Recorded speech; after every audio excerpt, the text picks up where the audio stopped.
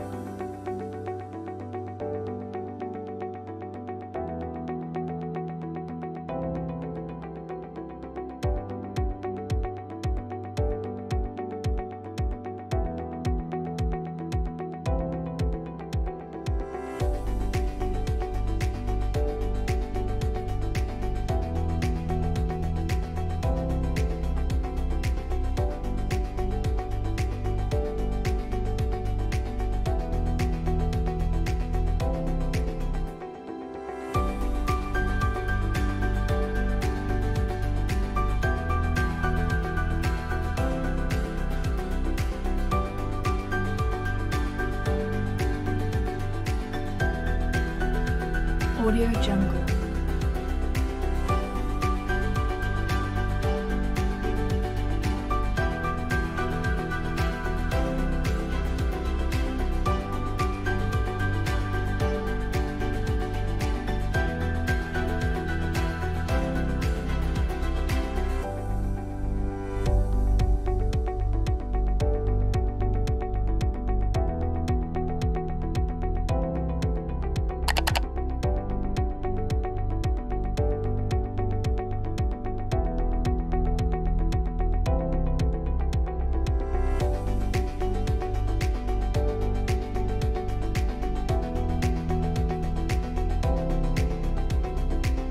Audio Jungle.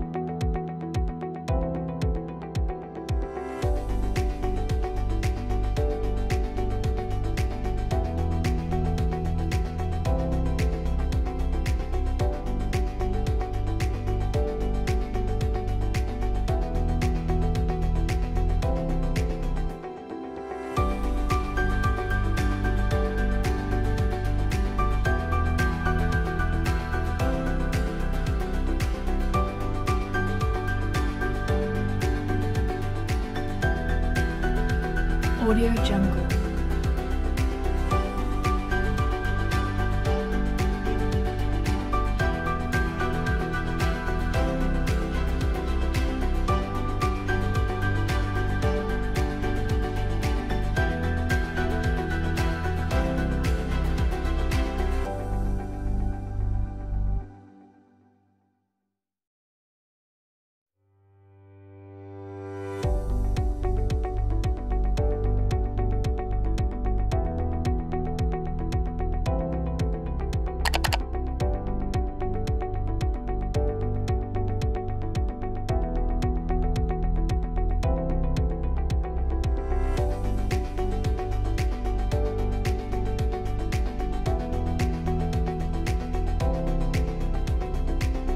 Audio Jungle.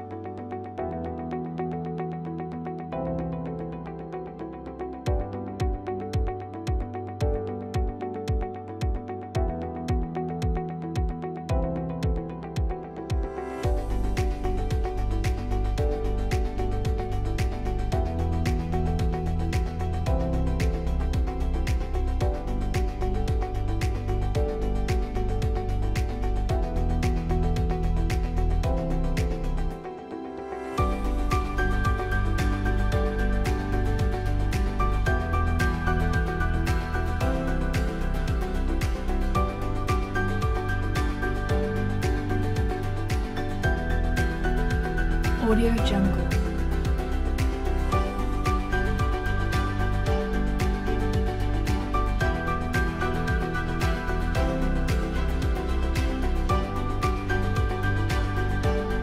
Assalamualaikum warahmatullahi wabarakatuh.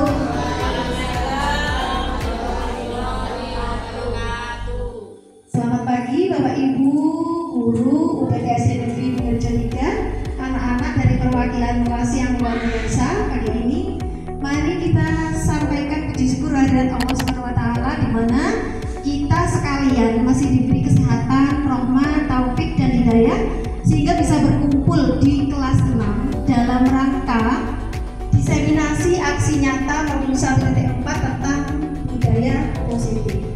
Nah, anak-anak, pasti kalian sudah pernah mendengar ya dari Bapak Ibu guru tentang budaya positif? Pernah? Nah, Bapak Ibu guru juga sudah pernah. Mari kita langsung ke slide yang kedua ya Bapak Ibu ya. Tentang budaya positif. Jadi hari ini kita memiliki ada 6 topik ya Bapak Ibu ya, tentang budaya positif yang akan kita bahas, akan kita kupas, akan kita diskusikan bersama dan akan kita pelajari. Tujuannya kelak ke depan di sekolah kita sudah menerapkan budaya positif. Dan hari ini adalah semacam refleksi yang diharapkan nanti bisa semakin menguatkan, memantapkan dan mengingatkan kembali anak-anak terhadap sebuah disiplin positif dan nilai kebijakan, terutama nilai kebijakan yang harus kita yakini bersama. Yang kedua, nanti kita akan juga mempelajari tentang teori motivasi. Nah, apa pentingnya tentang hukuman, penghargaan dan restitusi? Anak-anak sudah pernah tahu ya seperti apa hukuman? Sudah pernah mendapat penghargaan juga? Siapa yang pernah mendapat penghargaan? Akan coba. Masih Rehan, terus kita yang sudah belum? Audio Jungle. Belum. Nah, nanti kita usahakan ya. Oke, selanjutnya restitusi. Nanti kita akan belajar panjang ya tentang restitusi. Nah, sudah ada yang pernah restitusi? Di restitusi guru? Sudah ada yang pernah ditanyai tentang sebuah kesalahan? Mas Hasim sudah pernah? Pernah. Nah, itu ya sudah pernah. Selain itu nanti kita akan belajar tentang keyakinan kelas, kebutuhan dasar manusia dan dunia berkualitas. Selain itu nanti ada 5 posisi kontrol Bapak Ibu, di mana guru itu memiliki 5 posisi kontrol dalam menyelesaikan sebuah kasus atau permasalahan di kelas. Kita perlu tahu dan mengapa perlu tahu. Mari kita lanjut di slide selanjutnya. Baik Bapak Ibu, luar biasa sekali ya. Bapak Ibu, kita sudah sampai tentang budaya positif. Penanamannya sudah dilaksanakan di sekolah. Nah, sekarang saya mau bertanya dulu pada Bu Nur. Menurut Bu Nur, budaya positif itu apa? Budaya positif itu tidak bisa diciptakan secara instan, jadi perlu tuntunan dan teladan dari seorang guru. Baik, terima kasih luar biasa untuk Bu Nur. Kesempatan yang kedua Bapak Ibu ya, karena Mas Sabto ini setiap pagi sudah menerapkan disiplin positif dan juga budaya positif menuju lingkungan yang positif. Mohon dijelaskan Pak Sabto dengan apa pemahaman tentang budaya positif. Terima kasih Bu atas waktunya. Budaya positif adalah suatu tindakan yang baik yang mencerminkan satu teladan yang mana bisa membawa anak menuju ke arah yang lebih baik.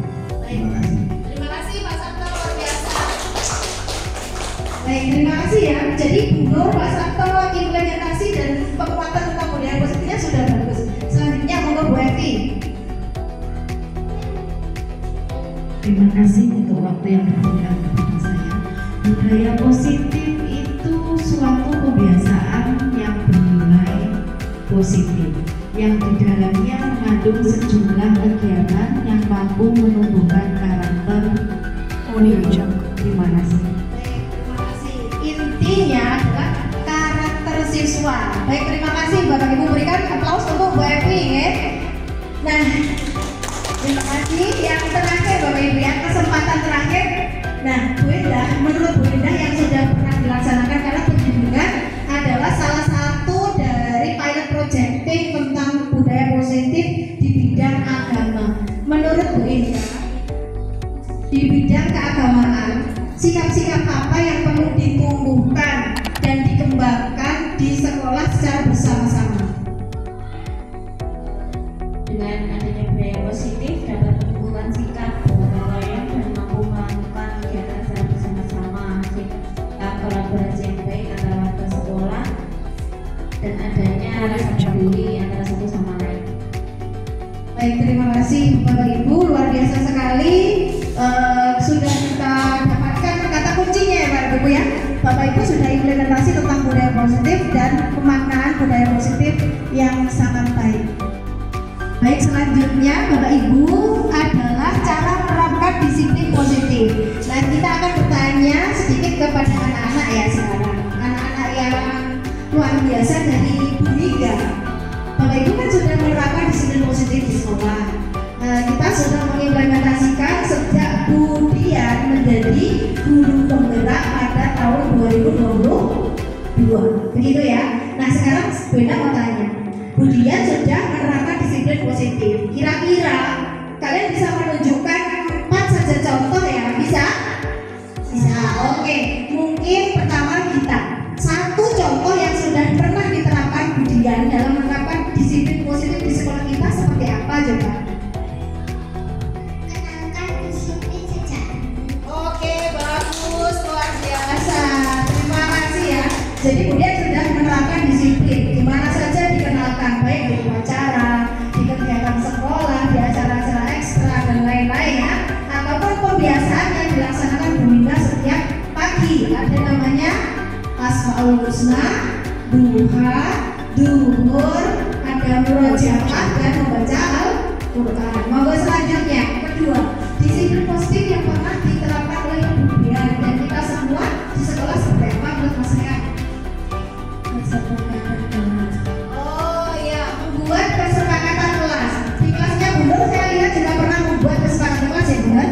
Oke, baik, terima kasih. Sekarang yang ketiga, menurut Mas Rehan, kemarin yang Bu Linda melaksanakan ke Mas Rehan, Mas Hasib, yang sudah Bu Linda laksanakan tentang disiplin positif kemarin seperti apa menurut Mas Hasib? jika representasi yang menjadi konsekuensi. Oke, terima kasih. Salah similar dengan konsekuensi. Jika melakukan sebuah hal-hal yang kurang terpuji, maka ada impact di setelahnya. Itu salah satu dari disiplin positif meskipun belum dari dalam diri. Oke, selanjutnya yang terakhir, kira-kira apa ya Mas Timothy? Bersikap tegas bukan marah. Baik, terima kasih. Jadi anak-anak sekalian siap ya.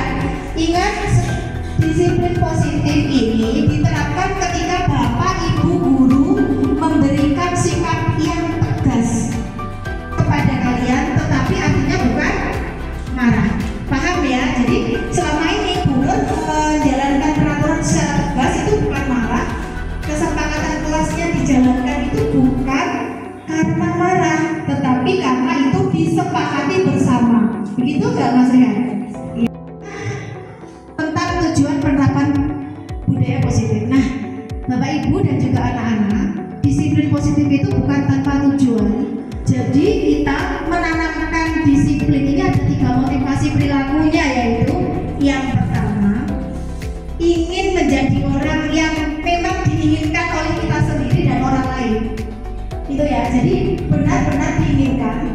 Yang kedua, menghargai diri sendiri dengan keyakinan kelasnya dijalankan. Artinya kalian menghargai diri sendiri, bukan karena takut bunuh, bukan karena takut buit, bukan karena takut Bu Eti, Bu Indah, Pak Sabto, tapi karena menghargai kesepakatan atau keyakinan bersama yang sudah disepakati. Misalkan masuk jam 7 sudah sepakat anak-anak, ya jangan terlambat lebih dari jam 7.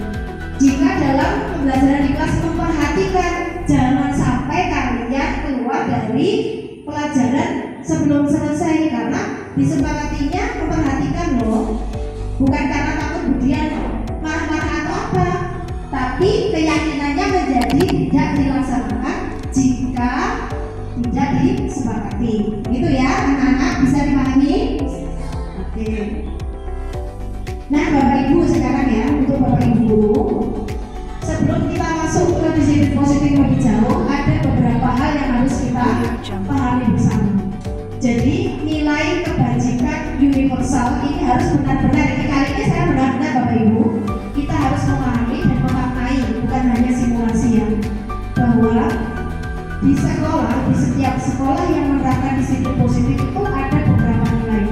Keadilan, kita bertanggung jawab karena dititipi siswa, maka kita memberikan pelayanan juga harus maksimal supaya barang yang dititipkan itu tidak rusak.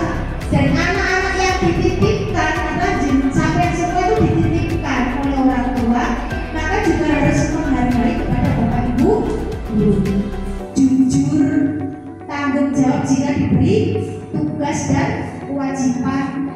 Kalian juga harus memiliki lurus hati, tidak baik pada teman karena takut Bapak Ibu guru, tetapi karena memang kalian memiliki sebuah prinsip integritas. Integritas itu apa? Ada yang tahu anak-anak? Integritas itu sebuah keyakinan akan kebenaran dan itu dilaksanakan oleh diri kita, namanya integritas. Orang-orang yang memiliki integritas tinggi itu jujur dan memberikan rasa tanggung jawab yang utama pada sebuah kewajiban, itu integritasnya tinggi. Ada komitmen. Sudahkah kita menyayangi sesama dengan kasih sayang? Sudah atau belum? Jika masih memukul teman, apakah ini kasih sayang? Bukan. Jadi ketika kalian sudah memiliki komitmen untuk mengasihi dan menyayangi teman, egonya diturunkan, rasa akunya diturunkan, ingin marahnya diturunkan, menyakiti teman seperti menyakiti diri sendiri. Ya, Pak Ida? Iya. Selanjutnya anak-anak jangan lupa kesabaran utama. Sabar belum tentu kalian sanggup, tapi harus diusahakan semaksimal mungkin. Nah, Bapak Ibu nanti tolong juga didukung anak-anak yang hadir di sini menjadi salah satu ini ya, teman yang harus memberikan pelajaran tentang budaya positif di kelasnya masing-masing. Selanjutnya adalah tentang keyakinan kelas. Bapak Ibu, keyakinan kelas itu adalah salah satu disiplin positif utama yang menjadi rujukan dari masing-masing kelas untuk membudayakan sebuah iklim pembelajaran yang positif. Kenapa kok iklimnya positif? Karena itu diyakini yang membentuk nanti adalah semua anak-anak bersama Bapak Ibu dengan itu musyawarah. Dan jangan lupa ditulisnya dalam kata-kata yang positif Bapak Ibu. Tidak ada kata dilarang, tidak boleh, itu tidak diadakan. Jadi nanti menjadi kata-kata, contohnya saya dan Bapak Ibu guru bekerja sama di kelas. Saya dan Bapak Ibu guru mentaati peraturan. Saya dan Bapak Ibu guru saling mengasihi dan menyayangi. Saya dan Bapak Ibu guru jujur dalam berperilaku. Itu contoh ya, kalimat yang berbentuk positif. Dan jangan lupa nanti Bapak Ibu guru dibuatkan dalam semacam ini, semacam struktur sebesar ini saja. Isinya nggak usah banyak-banyak, yaitu keyakinan bersama yang mengatur Bapak Ibu dan anak-anak itu mau seperti apa kondisi kelasnya, mulai dari ketertibannya, kerjasama, kebersihan dan lain-lain. Mohon nanti dirumuskan bahannya, referensinya. Jangan lupa gunakan kalimat positif. Kata kuncinya hanya itu. Dilarang, jangan, tidak boleh itu tidak dituliskan dalam keyakinan kelas. Diganti menjadi kalimat sesuatu yang berbentuk positif.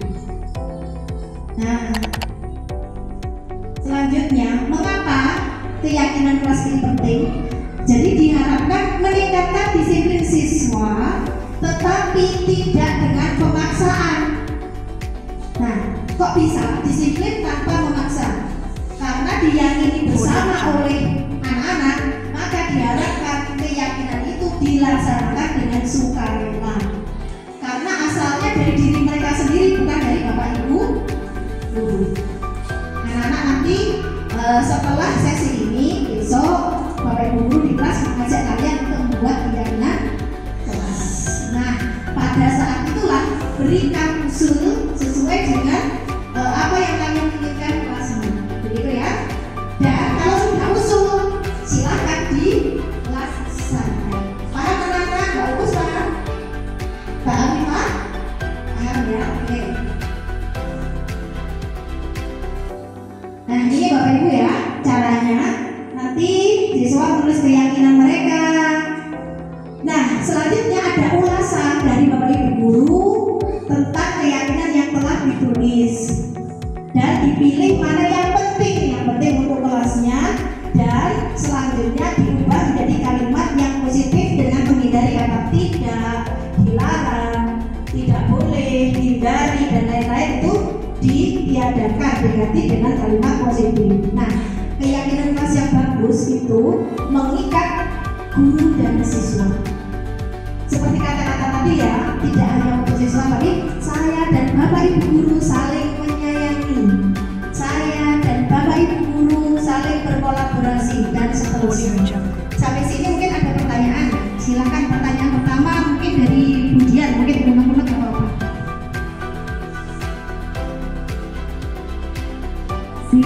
Atas apa yang diberikan, gini Bu, saya kebetulan di kelas saya itu kan sudah membuat keyakinan. Ada beberapa anak itu yang dengan seenaknya itu malah melakukan kebalikannya. Jadi dari keyakinan kelas yang sudah ditetapkan, disetujui bersama, dan satu anak itu malah menantang. Jadi seperti melakukan berlawanan. Misalkan kita sepakat untuk datang di tepat waktu. Jadi yang terutama untuk yang piket datang lebih awal. Ternyata yang piket itu setiap hari saatnya piket itu tidak datang, tidak masuk. Itu bagaimana cara saya mengatasinya? Terima kasih. Baik, terima kasih Budian. Pertanyaan yang produktif. Ketika keyakinan kelas kontraproduktif gitu ya. Nah, ini pertanyaannya menjadi begini. Dalam proses pembuatan keyakinan kelas, anak yang kontraproduktif tadi, apakah dia mengusulkan keyakinan kelas yang dilanggar atau tidak? Pada saat itu, apa dia tentang pengusulan ketepatan waktu masuk itu diusulkan oleh Budian atau diusulkan oleh anak-anak? Diusulkan anak-anak? Saat membuat kesepakatan itu atas usulan anak-anak itu. Namun entah mengapa kok seperti itu, apa dia tidak usul itu atau yang lain, saya juga kurang paham. Baik, jadi ada beberapa cara begini Bapak Ibu ya untuk mengatasi keyakinan kelas yang kontraproduktif. Yang pertama, anak yang kontraproduktif itu bisa didudukkan, diajak untuk bicara sambil ditanya, jika ada keyakinan kelas ini dan sudah kita sepakati bersama, kira-kira kamu maunya seperti apa? Bukan kita memberi keleluasan yang sebesar-besarnya pada anak, bukan, tapi kamu maunya seperti apa jika kamu diberi kesempatan untuk membuat usul. Nah, jika sampai dia mengusulkan sesuatu yang leceh berlebihan, Bapak Ibu harus mampu menjadi sebuah pengendali dengan cara berikan opsi lain yang positif yang bisa kalian lakukan. Nah, dia akan menawarkan, Bu, saya kalau misalkan tiket tidak bisa dengan alasan ini. Dia akan memberikan alasan ya. Pada saat itu, alasan itu Bapak Ibu gunakan dengan cara, ya sudah, kalau kamu memberi alasan ini, berikan saya opsi, teman-teman opsi, usulan apa yang kalian berikan supaya tiket bisa jalan dan kamu juga bisa menyelesaikan permasalahan kamu. Jadi diajak duduk bersama, terus cari jalan tengah.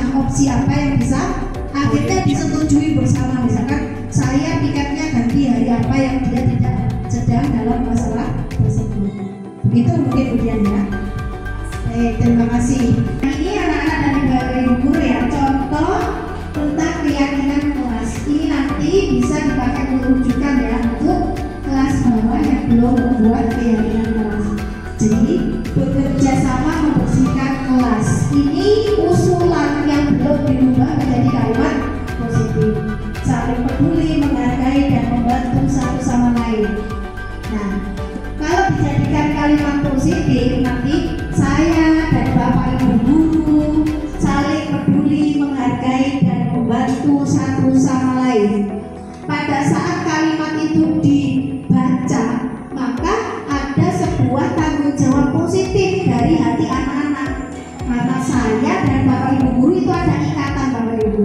Ketika ada keterikatan batin antara anak-anak dan Bapak Ibu guru, pada saat itu mereka akan ikhlas untuk menjalankannya.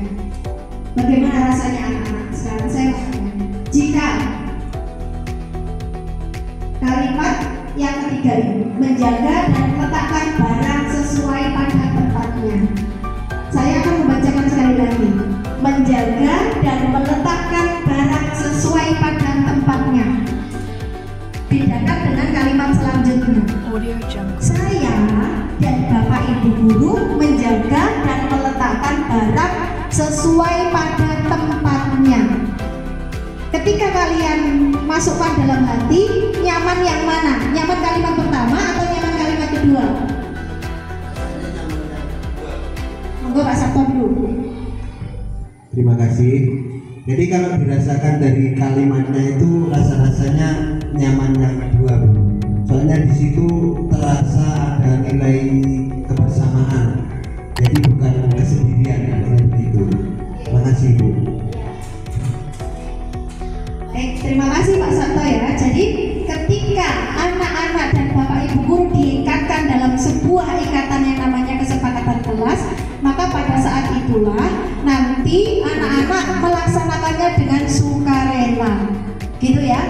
Bu Nur, kesepakatan kelasnya sudah seperti itu atau belum? Monggo diceritakan dulu. Kalau kemarin masih kurang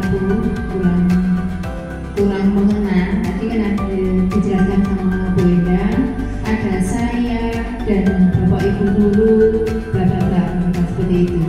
Kalau kemarin itu juga masih ada dilarang mencoret-coret gitu ya untuk kesempatan kelas. Nah, yang lebih bagusnya memang ditambahi dengan saya dan Bapak Ibu guru, terus kata-katanya menggunakan kata-kata yang positif saja. Terima kasih Bu Nur. Jadi ini Bapak Ibu ya, ini adalah contoh kalimat yang belum dipositifkan. Nanti Bapak Ibu bisa contoh, bisa ditambahi gitu ya. Insya Allah jika proses pembuatan kesepakatan kelas itu anak-anak dilibatkan. Misalkan ditawarkan dulu. Setelah ditawarkan jangan banyak menawarkannya satu. Anak-anak ayo kita revisi, kamu mau seperti apa? Kelasmu mau dibuat seperti apa?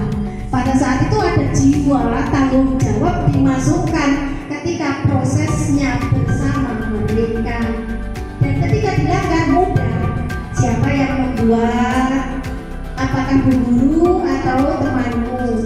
Yang membuat kami Bu, misalkan begitu. Kalau yang membuat kalian, mengapa sudah disepakati untuk dilaksanakan, belum dilaksanakan untuk saat ini? Jadi mari Bapak Ibu ya, saya juga akan belajar Bapak Ibu untuk menggunakan kalimat yang positif. Karena kita semua sudah belajar, benar juga beberapa bulan lagi sudah pendidikan untuk PGP, Bu Nur, Bu Indah. Saya bersyukur sekali teman-teman banyak sekali yang PGP. Insya Allah nanti ketika ilmu-ilmu budaya positif ini sudah masuk ke Bapak Ibu semua, itu akan segera ada iklim positif di sekolah kita. Baik Bapak Ibu, selanjutnya tentang kebutuhan dasar manusia. Kita perlu Bapak Ibu menganalisis tentang apa sih landasan-dasar anak-anak menjadi berperilaku menyimpang. Perilaku menyimpang dari normal bisa berupa kenakalan, anak-anak minder, anak-anak lambat belajar, atau anak-anak justru mengganggu orang lain. Itu penyimpangan perilaku. Jadi ada 5 hal penting yang Bapak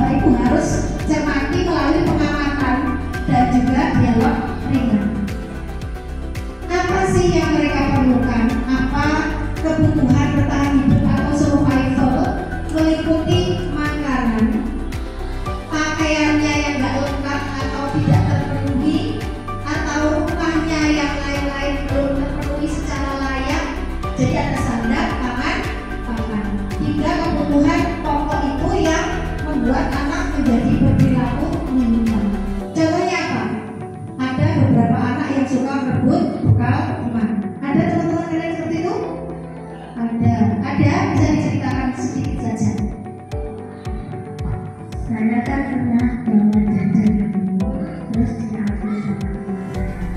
Diambil, temanku nggak punya jajan. Bu, nggak tahu uang berapa. Nah, kasusnya Rehan membawa jajan diambil temannya. Nah, ketika Bapak Ibu amati, pasti kemungkinan ada beberapa hal yang terjadi. Bisa dia tidak sanggup jajan, bisa dia belum sarapan, atau bisa juga dia mencari perhatian tentang love and belonging ini. Kalau dia nakal, akan mendapat perhatian Rehan, akan mendapat perhatian Bapak Ibu guru ketika ditanya, ya kok ambil jajan Rehan. Pada saat Bapak Ibu bertanya nyapo, itu anak-anak merasa diperhatikan karena di rumah jarang mendapat perhatian orang tua. Jadi Bapak Ibu, ketika kita memahami tentang konsep budaya positif ini, tidak ada anak yang sebenar-benarnya nakal. Yang ada adalah anak yang tidak tercukupi kebutuhan dari 5 dasar ini. Mungkin anaknya kurang kasih sayang dari orang tua, tidak mendapatkan pengakuan dari lingkungan karena tadi lingkungannya orang yang cuek, sibuk kerja dan lain-lain, atau bahkan benar-benar lingkungan yang tidak sesuai dengan mereka. Atau yang ketiga tentang kebebasan, anak terlalu dikekang, ini nggak boleh, itu nggak boleh. Akhirnya di sekolah liar, nakal, mengganggu teman. Gitu. Mungkin Bapak Ibu guru bisa sedikit cerita. Oke, ada yang punya cerita, Bu Linda atau Bu Nurin mungkin bisa bercerita sedikit tentang siswa-siswanya. Terima kasih Bu Linda atas waktunya. Kebetulan saya mulai kelas 1. Jadi permasalahannya itu setiap anak kelas 1 membawa bekal itu selalu dinilai oleh kakak-kakak. Ya, untuk kasusnya seperti itu, bagaimana solusinya Bu? Kelas berapa? Kelas 1. Kelas 1 yang mengambil makanan kelas berapa? Kelas 3 ke atas Bu. Baik, Bu Nurin, guru kelas 1, ada kelas 3 ke atas. Nah, ketika kita melihat dari 1, 2, 3, 4, 5, maka ada beberapa hal yang mungkin. Jika kelas 3 dan 4 ini juga sudah diberi bekal, berarti kebutuhan hidup atau survivalnya sudah terpenuhi. Nah, kemungkinan ada kebutuhan tentang kekuasaan atau power yang belum terpenuhi. Kelas 4 kakak kelas 3 kakak kelas, mereka ingin menunjukkan kepada adik kelas bahwa aku loh kakak kelasmu harus dihormati, aku loh kakak kelasmu harus kalian berikan sesuatu yang sebagai upeti gitu ya.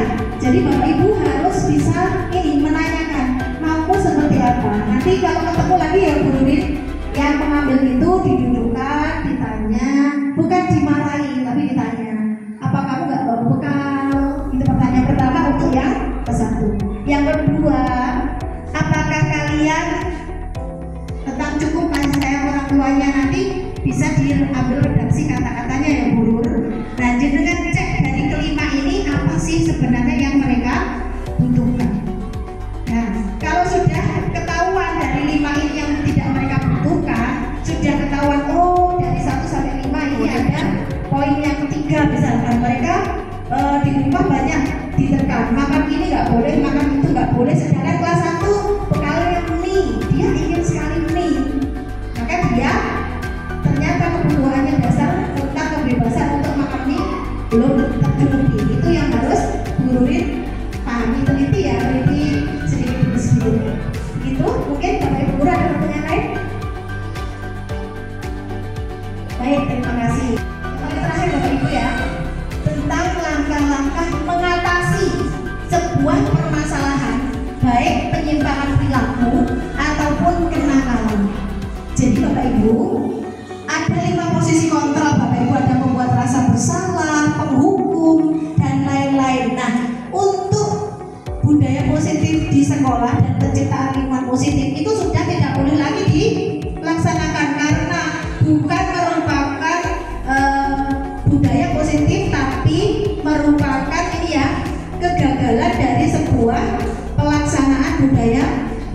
atau disiplin gagal. Jadi kita hanya boleh mengambil posisi manajer dengan melaksanakan langkah-langkah restitusi. Jangan lagi membuat anak-anak merasa bersalah Bapak Ibu, karena dari rasa bersalah itu muncul trauma, gitu ya. Nah, anak-anak ketika Bapak Ibu guru melaksanakan langkah-langkah restitusi ini, kita akan mulai ketika anak-anak melakukan kesalahan dengan menstabilkan identitas. Jangan malah buat ini nakal, ini bersalah dan lain-lain. Semakin anak-anak minder. Tetapi lakukan dengan kata-kata seperti ini. Kemudian pernah melakukan. Setiap orang pasti melakukan kesalahan. Jadi distabilkan dulu emosi anak-anak, ketenangan batinnya distabilkan dulu.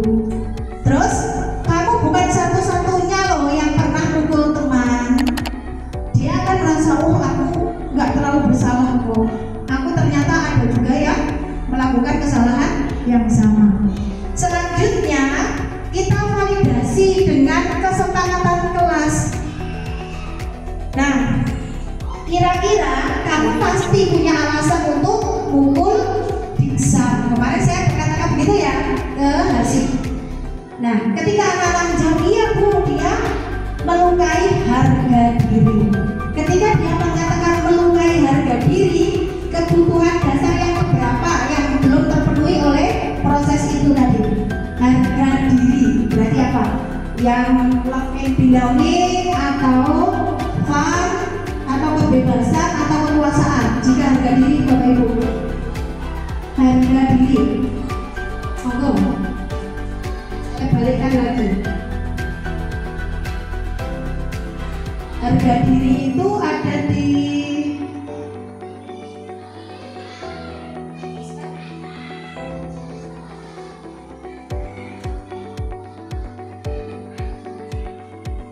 Nah, ketika anak-anak tidak terlaksana harga dirinya di mana? Di cinta kasih sayangnya, atau kebebasan, atau kesenangan, atau kekuasaan, atau kebutuhan bertahan hidup di mana? Harga diri anak itu. Kemudian harga diri itu letaknya di mana? Jika anak-anak berarti tentang apa? Katanya tentang lima kebutuhan dasar itu di mana? Begini benar saya. Kalau menurut saya itu ya Bahasanya belum tercapai. Harga diri hubungannya tentang apa? Apa? Benar. Tentang power atau kekuasaan. Diceritakan dulu kenapa harga dirinya hubungannya dengan power. karena mungkin dia harga diri itu menunjukkan jati dirinya Bu. Jadi saya rasa kekuasaan. Betul. Jadi setiap anak itu perlu dihargai tentang jati dirinya. Jadi ketika bapaknya diinjak, selain dia tentang kebutuhan love and belonging, juga tentang penguasaan dirinya tuh. Kekuasaan dirinya sebagai manusia yang utuh, yang sempurna, yang perlu dihargai, dilukai. Maka kebutuhan dasar yang berupa kekuasaan tidak terpenuhi, maka dia melampiaskan dengan hal negatif, yaitu memukul, menendang, atau mengolok-olok teman. Jadi jika anak-anak semua itu sudah paham bahwa semua temanmu dari 100 anak yang di sekolah kita memiliki 5 kebutuhan dasar, kemudian tadi di upacara sudah menyampaikan, jangan lukai teman, jangan lukai 5 kebutuhan dasar ini. Kalau kalian lukai harga diri dan kekuasaannya, maka mereka akan melukai kamu dengan fisiknya, dengan kenakalan mulutnya, begitu ya. Nah, selanjutnya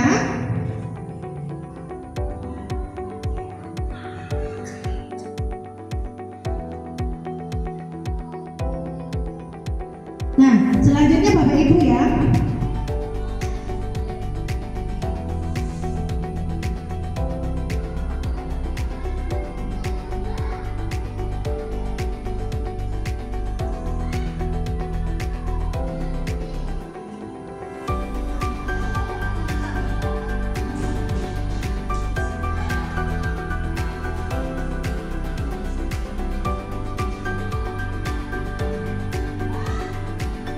Nah, Bapak Ibu, ketika kita sudah memvalidasi tindakan, jangan lupa ajak anak-anak untuk memberikan solusi dari diri mereka sendiri. Nah, caranya anak-anak, daripada kalian adakah cara yang lebih efektif untuk mendapatkan kebutuhanmu yang harga diri terluka anak ibu ya. Jadi ajak ngomong dari hati ke hati, jangan dimarah-marahi, tapi diajak mereka untuk menemukan sendiri cara. Coba sih ceritakan, jika kamu dilukai harga diri karena ibu-ibumu dimarah-marahi, kira-kira kamu menawarkan cara apa untuk mendapatkan kebutuhanmu? Kemarin itu kamu ngomong apa ke Bu Ida?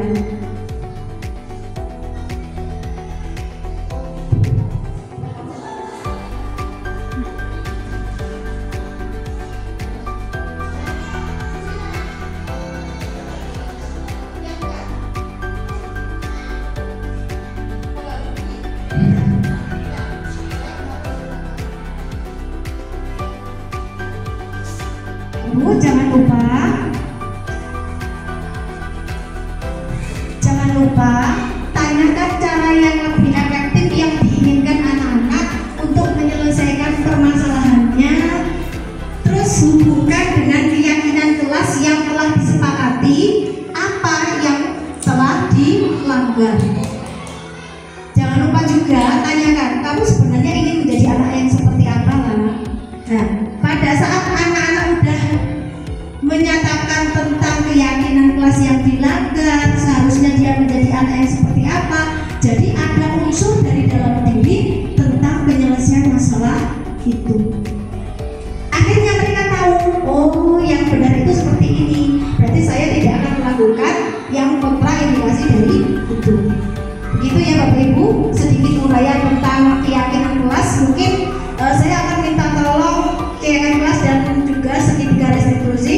Insya Allah nanti lain waktu akan kita tambahkan lagi. Sebelum kita tutup sesi, saya akan meminta Pak Sabto untuk merefleksikan tentang apa yang kita pelajari hari ini. Semoga nanti refleksi yang dilaksanakan Pak Sabto itu bisa menjadi semacam ini ya, tampilan tentang pemahaman Bapak Ibu guru semua di hari ini tentang budaya positif. Monggo Pak Sabto dipersilakan. Terima kasih Bunda atas waktunya. Dari awal hingga akhir tadi kiranya bisa disimpulkan yaitu tentang apa tadi budaya positif. Jadi yang pertama ada tuntutan ya, semacam tuntutan dari diri kita terutama seorang pendidik ini harus berwawasan luas, berpengetahuan luas, berpendidikan yang tinggi agar mampu menciptakan atau menyelesaikan sesuatu yang kiranya perlu diselesaikan. Seperti itu. Jadi kita ikut aturan yang telah ditentukan sehingga benar-benar membawa anak didik itu menyadari tentang kesalahan-kesalahan yang pernah dia buat, sehingga dia tidak akan melakukan lagi itu yang penting, benar-benar dengan penuh kesadaran. Maka dari itu sangat dituntut suatu pengetahuan dan pengetahuan yang luas. Makanya tidak asing lagi, tidak mustahil lagi kalau seorang pendidik itu paling tidak harus S1, karena dengan S1 insya Allah wawasan akan menjadi lebih luas. Terima kasih seperti itu Bu Dian.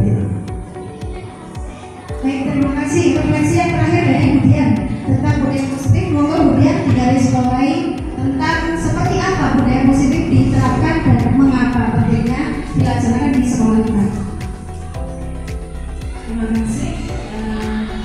Sebagai refleksi hari ini, budaya positif itu adalah perwujudan nilai-nilai positif yang atau keyakinan universal yang diyakini siswa, guru maupun anggota kelas di sekolah tersebut. Jadi intinya dari budaya positif yang telah disepakati itu nanti dilakukan bersama-sama dan akhirnya dipertanggungjawabkan secara bersama-sama pula, sehingga kelas menjadi kelas yang kondusif, kelas yang didikan anak-anak dan sekolah menjadi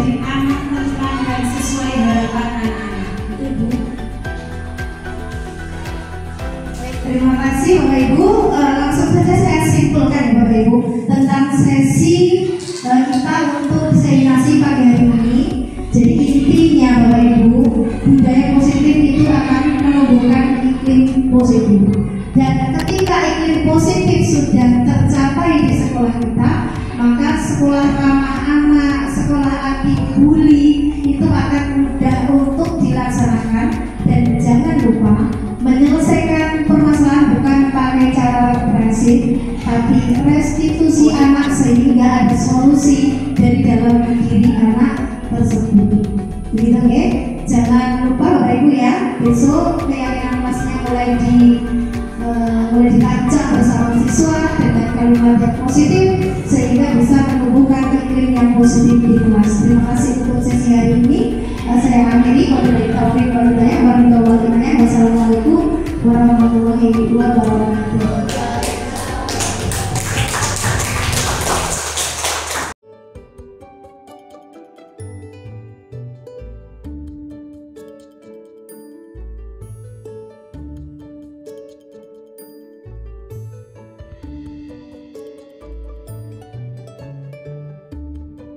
Selamat siang, Hasik. Siang, Bu. Gimana kabarnya Hasik hari ini? Alhamdulillah baik, Bu. Nah, Hasik, hari ini dalam kondisi seperti apa perasaannya? Bahagia atau sedang sedih atau seperti apa? Bahagia, Bu. Alhamdulillah. Jadi kita bisa bicara, Hasik, berdua? Bisa, Bu. Baik. Hasik, Bunda ingin bercakap-cakap sedikit. Tadi kan Hasik sempat bertengkar ya dengan Desa.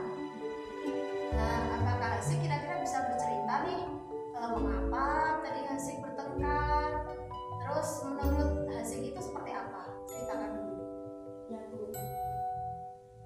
Itu saya bisa sendiri, Bu. Saya tidak terima dijawab karena kalah sepak bola. Dan tadi pagi dia sempat mengukur ibu saya, Bu. Oh, jadi tadi kalian sempat saling mengejek kagian tadi ya? Ya, Bu. Ya sudah sih, besok lagi jangan bertengkar lagi. Memangnya apa sih sebenarnya yang Hasik rasakan? Tadi kan aku sepak bola, Bu. Saat kelompok saya kalah, ternyata bisa menjawab dan kelompok saya, Bu. Oh begitu. Terus kalian tuh bermain sepak bolanya kapan? Waktu istirahat dulu setelah kami ujian, lepas penat dengan dua sekolah, Bu. Hasik, berbuat salah itu boleh, tidak apa-apa. Mempertahankan diri itu juga boleh. Tapi berlebihan tidak boleh. Menurut Hasik, kira-kira perbuatan Hasik itu seperti apa? Nah, jika Hasik merasa tidak baik, kira-kira bagaimana cara Hasik untuk menegur sikap yang kurang baik itu menurut Hasik?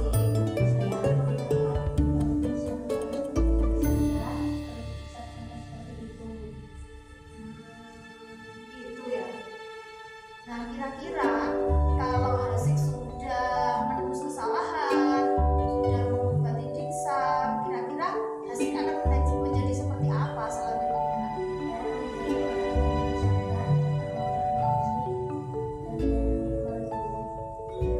Jadi, Hasik dari apa yang sudah dilakukan Hasik tadi, kira-kira keyakinan yang apa yang Hasik telah langgar dari kesepakatan kelas kita, Hasik? Saya tidak menggunakan dan melakukan ujian. Menurut Hasik itu benar atau kurang benar? Baik, Hasik. Nah, jadi kalau Hasik merasa bahwa keyakinannya sudah dilanggar, kira-kira Hasik akan berbuat seperti apa besoknya? Akan menjadi seperti apa? Terus Hasik sudah merasa sabar atau belum saat ini? Sudah sabar, sudah terima ya? Sudah legowo? Sudah tahu apa yang harus diperbaiki? Baik, kalau sudah tahu apa yang diperbaiki, jangan lupa bisa dilaksanakan ya. Ya, Bu. Baik, Hasik yang baik, semoga Hasik ke depan menjadi pribadi yang lebih baik, lebih sabar, dan juga lebih pintar lagi. Terima kasih atas bincang-bincang kita hari ini, Hasik. Terus Hasik boleh kembali ke kelas. Assalamualaikum, Hasik.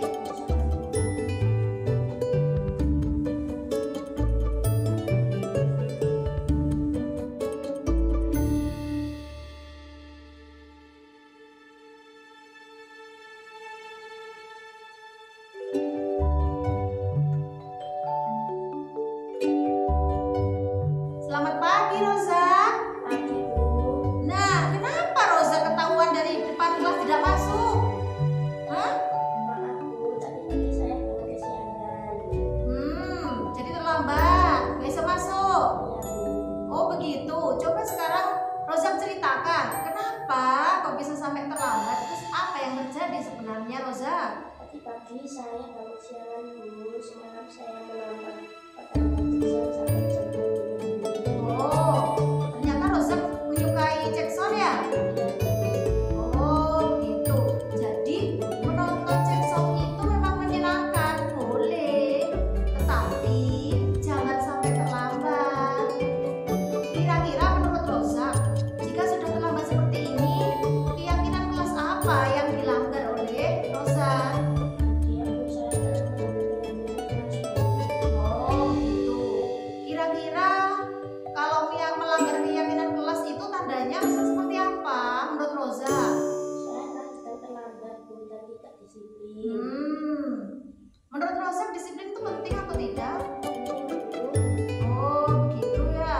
Terus kalau sudah seperti ini, sudah terlambat, kira-kira apa yang bisa Rosa lakukan untuk menembus kesalahan hari ini? Saya tidak akan menonton Jackson dari jam 6. Saya akan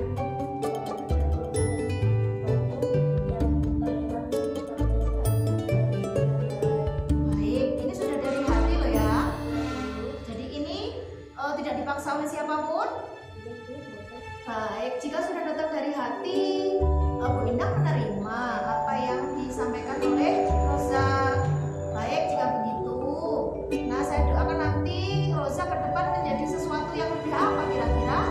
Saya akan menjadi orang yang lebih disiplin Bu dan membantu anak sekolah dan menjadi pelajaran Jackson Bu. Baik, terima kasih kalau begitu ya, sudah datang dari hati, sudah paham. Nah, sekarang daripada membuang waktu, silahkan untuk masuk. Jangan lupa minta maaf pada Brian ya. Ya Bu. Nah, silahkan diketok pintu dan masuk. Terima kasih. Ya, Assalamualaikum.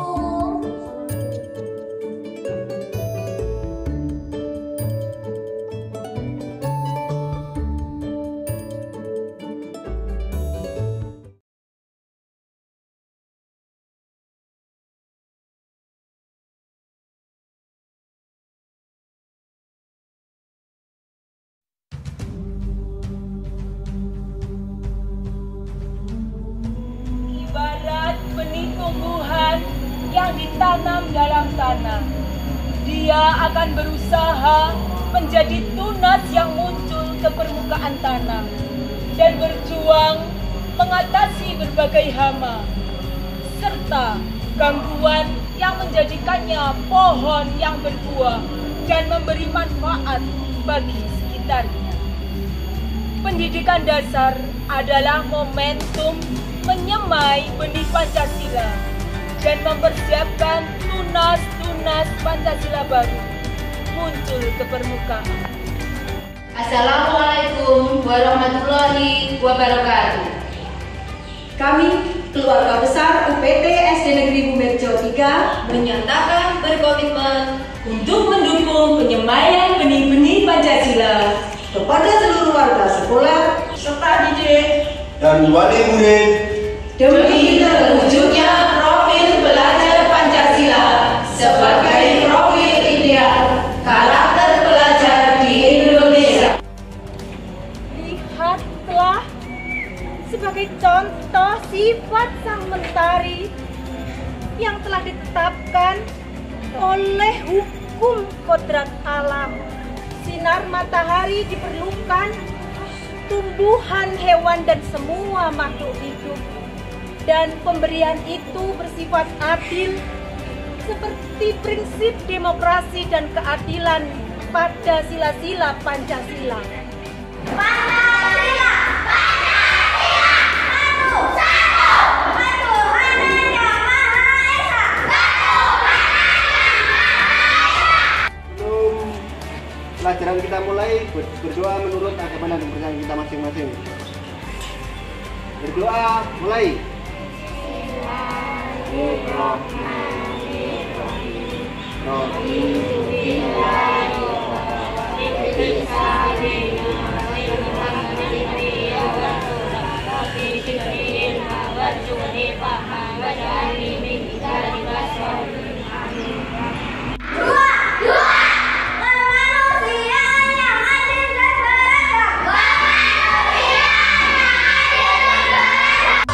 Olahraga. Oh ya, kira-kira kamu mau nggak? Mau.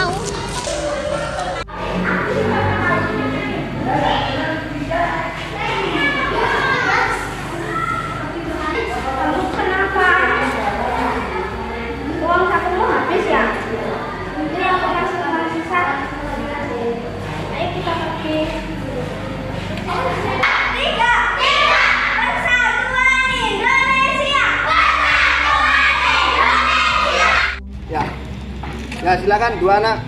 Yuk.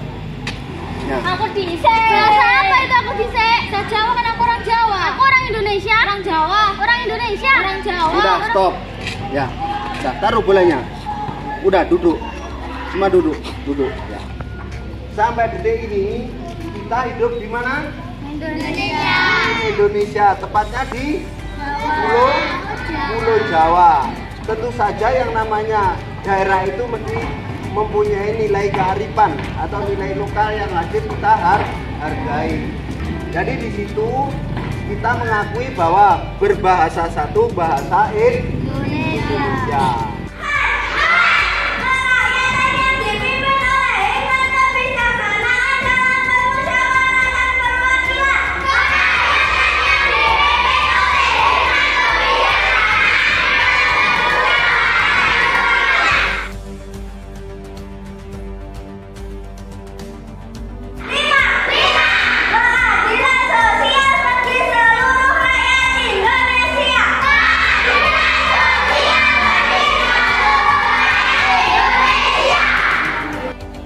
Mari anak-anak kita terapkan profil belajar Pancasila dengan bergotong royong kita pungut sampah.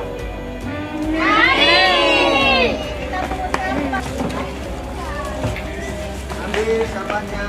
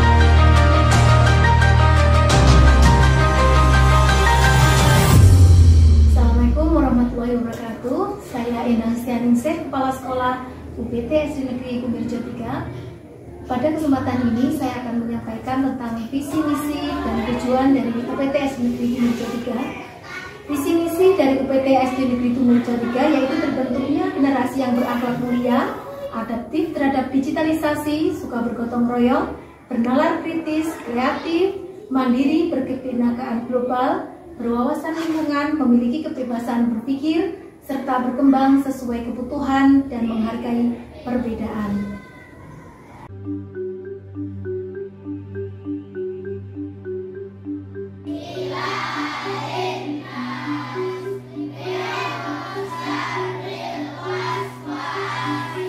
Berdoa diawali dengan basmalah. Kegiatan yang baik, semua kegiatan yang baik diawali dengan basmalah.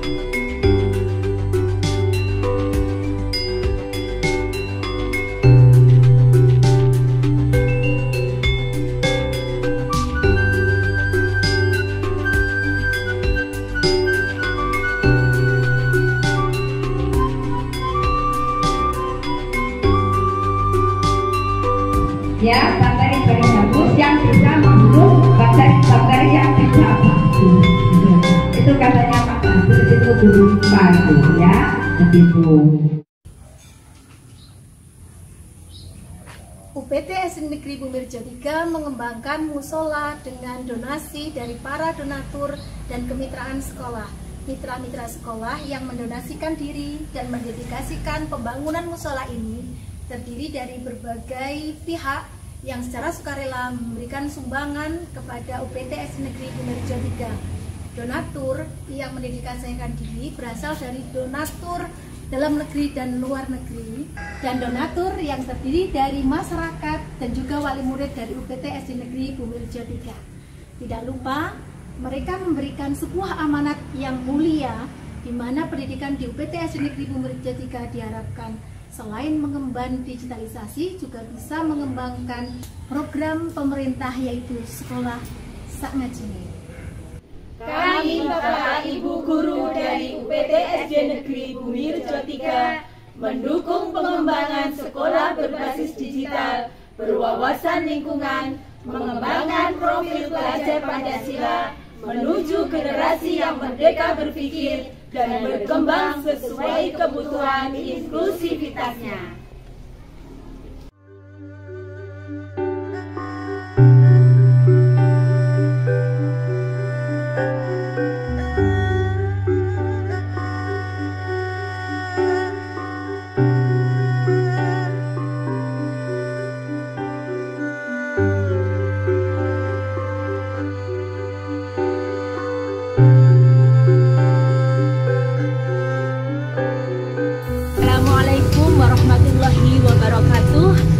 Saya Dian Fitrianti, guru kelas 6 UPT SD Negeri Bumirjo 3, ingin memberikan testimoni terhadap program sekolah yaitu tentang budaya positif yang akan diberikan kepada siswa-siswi, yaitu berupa Student of the Week. Di SD kami tiap minggu itu diadakan pembiasaan, yaitu tentang membersihkan lingkungan, menanam pohon, mencintai lingkungan yang ada di sekitar kita, berkata baik, berpikir yang positif. Kegiatan ini diharapkan bisa meningkatkan motivasi siswa, semangat siswa dalam meningkatkan kepedulian kita terhadap lingkungan, yaitu dengan gotong royong, dengan membersihkan lingkungan yang ada di sekitar. Sekolah kami juga akan posting di media sosial sehingga akan meningkatkan semangat untuk belajar dan akan memberikan reward yang baik untuk siswa-siswi di sekolah kami maupun di sekitar lingkungan sekolah kami.